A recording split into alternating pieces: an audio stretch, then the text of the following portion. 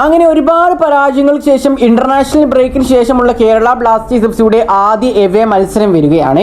ഏതായാലും ശ്രീകണ്ഠീരവ സ്റ്റേഡിയത്തിൽ വെച്ച് ബംഗളൂരു എഫ് ആണ് അടുത്ത എവേ മത്സരത്തിൽ കേരള ബ്ലാസ്റ്റേഴ്സ് എഫ് നേരിടാൻ പോകുന്നത്.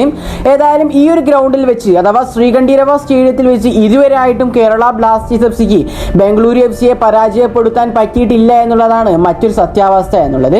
ഏതായാലും ഈ ഒരു മത്സരത്തിൽ ബ്ലാസ്റ്റേഴ്സ് പരാജയപ്പെടുത്തുകയാണെങ്കിൽ ആ ഒരു റെക്കോർഡ് കൂടി ബ്ലാസ്റ്റേഴ്സിന് തിരുത്തി എഴുതാനാവുന്നതാണ്.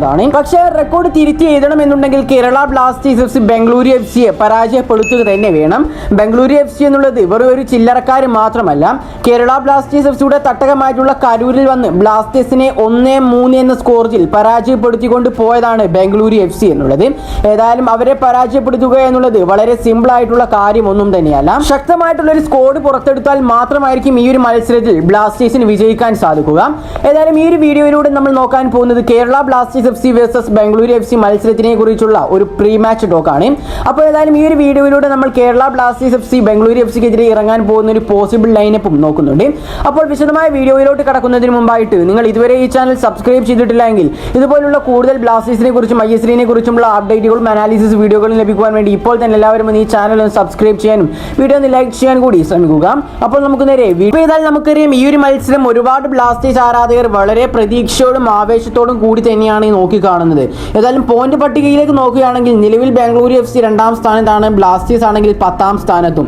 10 മത്സരങ്ങൾ കളിച്ചപ്പോൾ ബംഗളൂരു എഫ് വെറും 2 മത്സരങ്ങൾ മാത്രം പരാജയപ്പെട്ടുകൊണ്ട് 20 പോയിന്റുമായി 2ാം സ്ഥാനത്ത് നിൽക്കുമ്പോൾ കേരള ബ്ലാസ്റ്റേഴ്സ് എഫ് ആണെങ്കിൽ 10 മത്സരങ്ങൾ കളിച്ചു. അതിൽ നിന്ന് 5 ലോസ് ബ്ലാസ്റ്റേഴ്സിനുണ്ട്.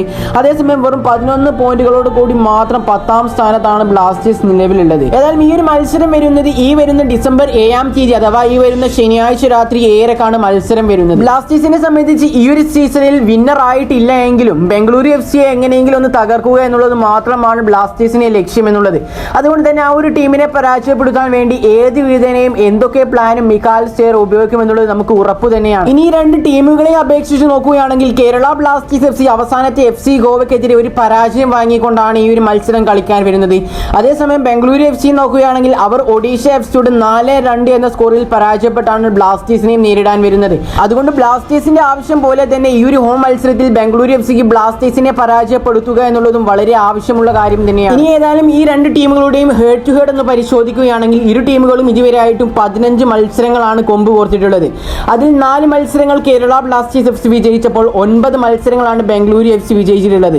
അതേസമയം 2 മത്സരം സമനിലയിലും അവസാനിച്ചു. ബംഗളൂരു എഫ് ഈ ഒരു 15 മത്സരങ്ങളിൽ നിന്നും 24 ഗോളുകൾ സ്വന്തമാക്കിയപ്പോൾ കേരള ബ്ലാസ്റ്റേഴ്സ് എഫ് വെറും 16 ഗോളുകൾ മാത്രമാണ് ഈ ഒരു 15 മത്സരങ്ങളിൽ നിന്നും സ്വന്തമാക്കിയിട്ടുള്ളത്. ഏതായാലും ഈ ഒരു കണക്കുകളൊക്കെ എടുത്തു നോക്കുന്ന സാഹചര്യത്തിൽ നമുക്ക് മനസ്സിലാക്കാൻ സാധിക്കുന്നത് ബംഗളൂരു എഫ് തന്നെയാണ് ഏറ്റവും മുൻപന്തിയിലുള്ളത് എന്നുള്ളത്. ഏതായാലും ഈ ഒരു സീസണിൽ Kerala Blasters F Bengaluru F ഏറ്റുമുട്ടിയിട്ടുണ്ടായിരുന്നപ്പോൾ ബംഗളൂരു എഫ് വേണ്ടിയിട്ട് ഗോൾ നേടിയിട്ടുണ്ടായിരുന്നത് ജോർജ് പെരേര ഡേസും എഡ്ഗറുമായിരുന്നു. അതേസമയം ബ്ലാസ്റ്റേഴ്സിന് വേണ്ടിയിട്ട് ഒരു ഗോൾ നേടിയിട്ടുണ്ടായിരുന്നത് ഹ്യൂസസ് ഇവ്നിസുമായിരുന്നു, അതും ഒരു പെനാൽറ്റിയിലൂടെ. ഏതായാലും ഈ ഒരു സീസണിൽ കേരള ബ്ലാസ്റ്റേഴ്സ് എഫ് വാങ്ങിയിട്ടുള്ള ഏറ്റവും കൂടുതൽ ഗോളുകളുടെ എണ്ണം എടുത്തു നോക്കുകയാണെങ്കിൽ അതെല്ലാം കേരള ബ്ലാസ്റ്റേഴ്സ് എഫ് ഒന്നെങ്കിൽ മിഡ്ഫീൽഡ് നിരയിൽ നിന്നോ അല്ലെങ്കിൽ ഡിഫൻസ് നിരയിൽ നിന്നോ പാളിച്ച പറ്റിയിട്ടാണ് സംഭവിച്ചിട്ടുണ്ടായിരുന്നത്. ഈ അവസാനം നടന്ന ബ്ലാസ്റ്റേഴ്സിന്റെ FC ഗോവയ്ക്കെതിരായുള്ള മത്സരം തന്നെ എടുത്തു നോക്കുകയാണെങ്കിൽ ആ ഒരു മത്സരം തീർച്ചയായിട്ടും ബ്ലാസ്റ്റേഴ്സിന് വിജയിക്കാൻ പറ്റുന്ന ഒരുപാട് കാര്യങ്ങൾ ഒരുപാട് ചാൻസുകളും ഉണ്ടായിരുന്നു. പക്ഷേ ബ്ലാസ്റ്റേഴ്സിന്റെ ഭാഗത്തു നിന്നുള്ള അത്രയധികമുള്ള ഒരു പ്രഷറും കൂടാതെ തന്നെ അറ്റാക്കും തന്നെ നമുക്ക് ഈ ഒരു മത്സരത്തിൽ കാണാൻ സാധിച്ചിട്ടുണ്ടായിരുന്നില്ല.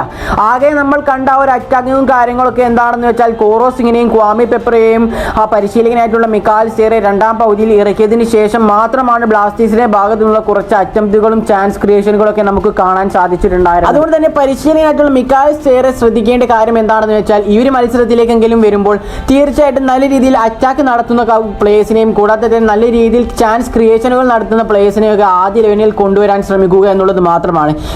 കൂടാതെ തന്നെ ഡിഫൻസിലേക്ക് വരികയാണെങ്കിൽ ശക്തരായിട്ടുള്ള ഡിഫൻസിനെയും അണിനിരത്തണമെന്നാണ് എനിക്ക് പറയാനുള്ളത്.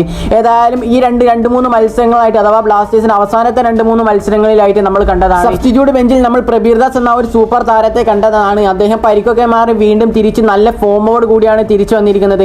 അതുകൊണ്ട് തന്നെ അടുത്ത കേരള ബ്ലാസ്റ്റേഴ്സ് എഫ് മത്സരത്തിലെങ്കിലും ആദ്യ ലെവലിലേക്ക് വരുമ്പോൾ ബ്ലാസ്റ്റേഴ്സ് പരിശീലകനായിട്ടുള്ള മിക്കാൽ സ്റ്റേറെ പ്രബീർദാസ് എന്ന ഒരു താരത്തെ ഇംപ്ലിമെന്റ് ചെയ്യണമെന്നാണ് എനിക്ക് പറയാനുള്ളത്. ഇനി ബംഗളൂരു എഫ് നോക്കുകയാണെങ്കിൽ ബാക്കിയുള്ള ടീമുകളോടൊക്കെ കളിക്കുമ്പോൾ അവർ പരാജയപ്പെടാറും ബാക്കിയുള്ള കാര്യങ്ങളൊക്കെ ഉണ്ട്.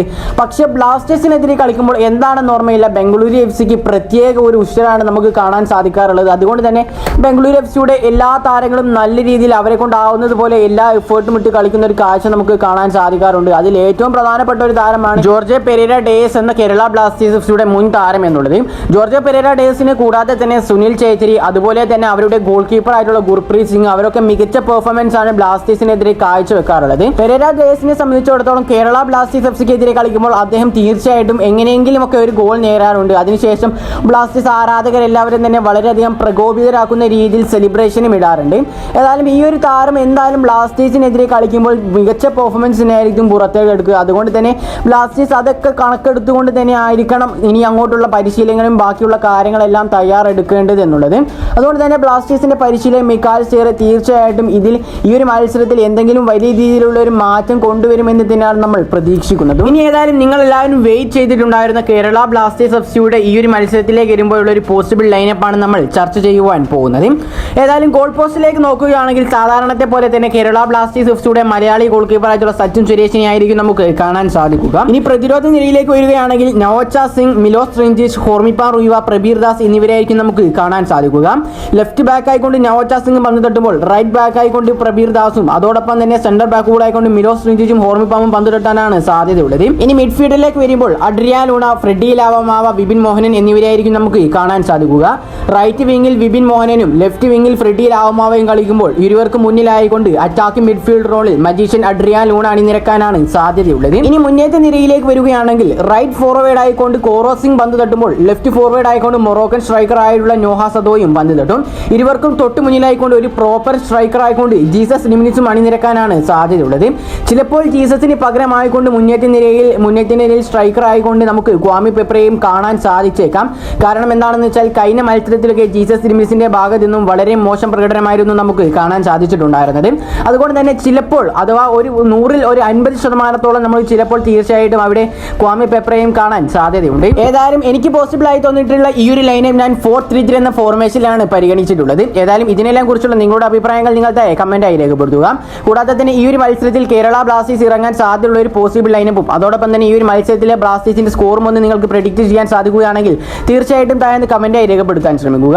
അപ്പോൾ ഏതായാലും ഈ ഒരു വീഡിയോ ഇവിടെ അവസാനിപ്പിക്കുകയാണ്. വീഡിയോ ഇഷ്ടപ്പെടുകയാൽ തീർച്ചയായിട്ടും ഈ ചാനൽ സബ്സ്ക്രൈബ് ചെയ്യാനും വീഡിയോ ഒന്ന് ലൈക്ക് ചെയ്യാൻ കൂടി എല്ലാവരും ശ്രമിക്കുക. അപ്പോൾ ഇതിന് മുതൽ മാച്ച് അനാലിസിസും മാച്ച് പ്രിവ്യൂമായി ഞാൻ വീണ്ടും വരുന്നവരേക്കും എല്ലാവർക്കും ഗുഡ് ബൈ.